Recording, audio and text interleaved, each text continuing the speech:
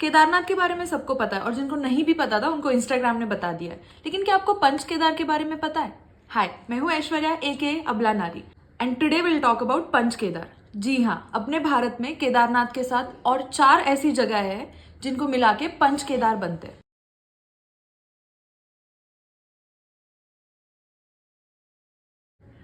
तो कहानी कुछ ऐसी है कि महाभारत खत्म होने के बाद जब पांडवों पे गोत्र हत्या का पाप चढ़ा था, तो इस पाप का प्रायश्चित करने के लिए विष्णु जी ने पांडवों को बताया कि आप जाके शिव जी से मिलिए।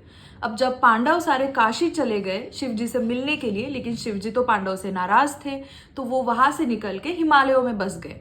अब पांडव भी शिव जी को ढूंढते ढूंढते हिमालय आ पहुंचे, लेकिन शिव जी को उनसे मिलना नहीं था, तो इसलिए शिव जी ने एक बैल का रूप धारण किया और वो उनसे छुप गए। जब भीम ने देखा कि इस बैल की परछाई ही नहीं है, तो उसको पता चल गया कि ये तो शिव जी है। और जब वो बैल रूपी महादेव के पीछे दौड़ने लगे तो ये बैल धरती के अंदर समाने लग गया। माना जाता है कि भीम ने इस बैल रूपी महादेव के सींग पकड़ के उसको धरती से ऊपर खींचने की जब कोशिश की, तो इस बैल के 5 अलग अलग हिस्से हुए और अब ये 5 हिस्से 5 जगहों पे बिखर गए। माना जाता है केदारनाथ में बाबा के पीठ का हिस्सा गिरा था। उसके बाद आता है मद महेश्वर, जहाँ पे शिवजी के नाभि का हिस्सा गिरा था। आप अगर तुंगनाथ जाते हो तो वहां पे शिवजी के भुजाओं का दर्शन आपको हो जाएगा और रुद्रनाथ में शिवजी के मुख का दर्शन होता है।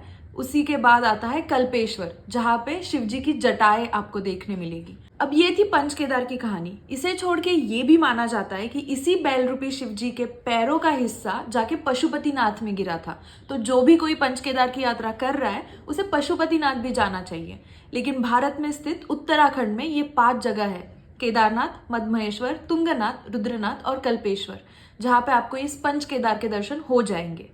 तो ये रही हमारी कहानी, हमारा इतिहास। अब मैंने इन सारे पंच केदार का दर्शन लास्ट मंथ यानी कि अक्टूबर में किया था और पूरे व्लॉग्स भी शूट किए हैं।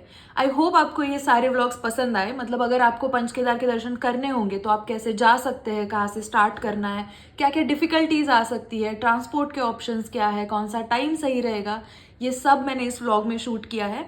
और अगर आपको कुछ भी डाउट्स रहेंगे आप कमेंट्स में पूछ सकते हैं और you can connect with me on Instagram. My handle is abla.nari. I add the link here as well. And काफ़ी ऑथेंटिक से व्लॉग्स है, नो एडिटिंग एज सच। अगर मेरी सांस फूल रही है तो फूल रही है, मैं हाफ रही हूँ तो हाफ रही हूँ, क्योंकि कुछ कुछ ट्रैक्स थे जो एक्चुअल में डिफिकल्ट है।